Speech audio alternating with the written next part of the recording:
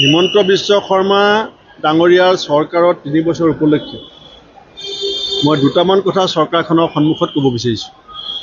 প্ৰথম কথা হৈছে এইগৰাকীয়ে হিমন্ত বিশ্ব শৰ্মা ডাঙৰীয়া যিজন ব্যক্তিয়ে 10,000 কোটি টকা লোন লোৱাৰ কাৰণে সেই সময়ৰ মুখ্যমন্ত্ৰী তৰুণ গগৈ ডাঙৰীয়াক কঠোৰ শব্দৰে সমালোচনা কৰিছিল আৰু আজি 3 বছৰত অসম 1.5 লাখ কোটি টকা ধৰুৱা হৈছে আৰু ধাৰ লোৱা পইচা কেৱল দৰমহা দিবৰ কাৰণে IBS দিবৰ কাৰণে আৰু ফ্লাইঅভাৰ সাজিবৰ কাৰণে ব্যৱহাৰ কৰা হৈছে।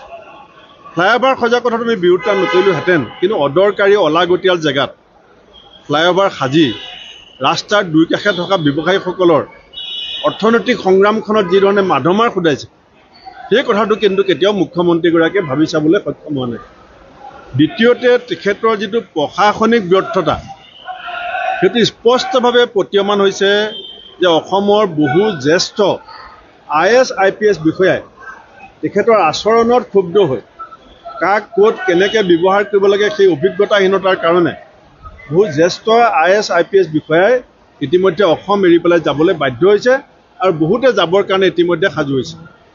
তৃতীয়তে আজি চৰকাৰখনৰ উপাৰ্জনৰ এটা ৰাস্তা নিৰ্মাণ কৰিছে মুখ্যমন্ত্ৰীয়ে, সেইটো হৈছে যিমান পাৰে যধে মধে ৱাইন শ্বপ খুলি মদ বিক্ৰীৰ জৰিয়তে চৰকাৰে উপাৰ্জন বৃদ্ধি কৰিব বিচাৰিছে আৰু অন্য হাতেদি বহু হাজাৰ শিক্ষানুষ্ঠান এই চৰকাৰখনে এমালগমেশ্যনৰ নামত বিভিন্ন অজুহাত দেখাই পেলাই শিক্ষানুষ্ঠান বন্ধ কৰিছে আৰু ৱাইন শ্বপ খুলি ৱাইন বেচি চৰকাৰে উপাৰ্জন বৃদ্ধি কৰিব বিচাৰিছে।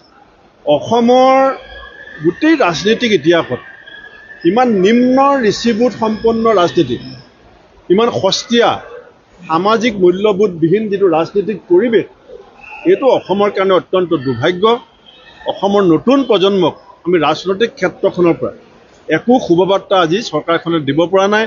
খালি কিনা বেচা ৰাজনীতি, দল বাগৰা, মূল্যবোধবিহীন, নীতিবিহীন, শিষ্টাচাৰবিহীন, ৰুচিবিহীন যিটো ৰাজনীতি, সেই ৰাজনীতিতে গোটেই অসমীয়া সমাজ জীৱনত ৰাজনীতিকৰ প্ৰতি মানুহৰ ধ্যান ধাৰণাটো পৰিৱৰ্তন হৈছে আৰু ৰাজনীতিকৰ প্ৰতি সন্মান কমিছে 3 বছৰ কাৰ্যকালত।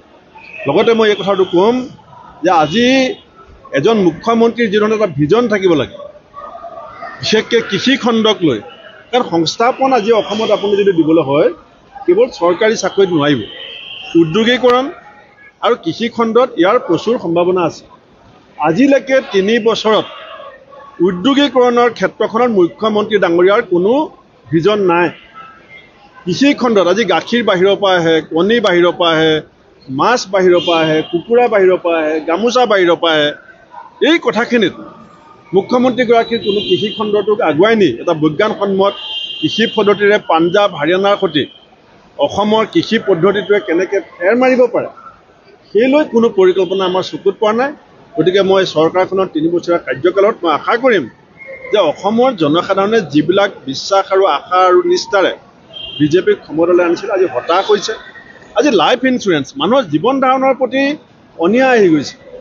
আপুনি যদি লাইফ ইঞ্চুৰেঞ্চ কৰে 18% GST দিব লাগে আৰু আপুনি যদি ডায়মণ্ড কিনিবলৈ যায় আপুনি 5% GST দিব লাগে।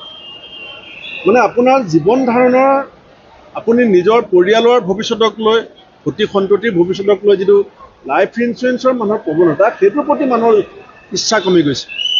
আমাৰ দলৰ নেতা কৰ্মী ৰাইজৰ পৰা যিখিনি ফিডবেক পাইছোঁ তাৰ পৰা মই এষাৰ কথা মই নিশ্চিত হৈছোঁ যে আমাৰ কংগ্ৰেছৰ চিট নিশ্চিতভাৱে আগতকৈ বৃদ্ধি পাব আৰু উজনি অসমত, নামনি অসমত, ব্ৰহ্মপুত্ৰ, বৰাক ভেলী পাহাৰত আমাৰ ভোটৰ পাৰ্চেণ্টেজটো বৃদ্ধি পাব।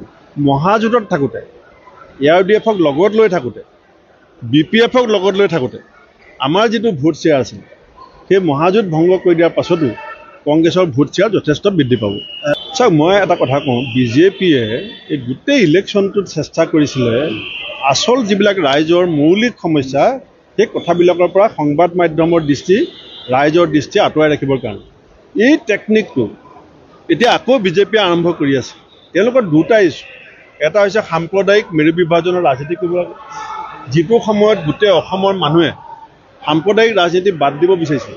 সেই সময়টোত মুখ্যমন্ত্ৰীগৰাকীয়ে আজমল ডাঙৰীয়াক কেনেকৈ সাৰ পানী যোগাইছিল, AIUDFক কেনেকৈ সাৰ পানী যোগাইছিল সেই কিন্তু চবেই দেখিলে। কিন্তু ৰাইজেতো তেওঁৰ কথা নুশুনিলে। মই আশা কৰিম যে বিজেপিৰ সাম্প্ৰদায়িক ৰাজনীতিক অসমৰ মানুহে যিধৰণে প্ৰত্যাখ্যান কৰিছে সেইটো বিজেপিয়ে বুজি পাবলৈ চেষ্টা কৰিব আৰু কৰ্মমুখী আঁচনি জাতিক শক্তিশালী কৰিবৰ কাৰণে, নতুন প্ৰজন্মক সংস্থাপন দিবৰ কাৰণে নতুন চিন্তা চৰ্চাৰে চৰকাৰখনে আহি থকা সময়ত কাম যদি নকৰে তাৰ পৰিণতি এই বিজেপিয়ে খুব সোনকালে ভুগিব।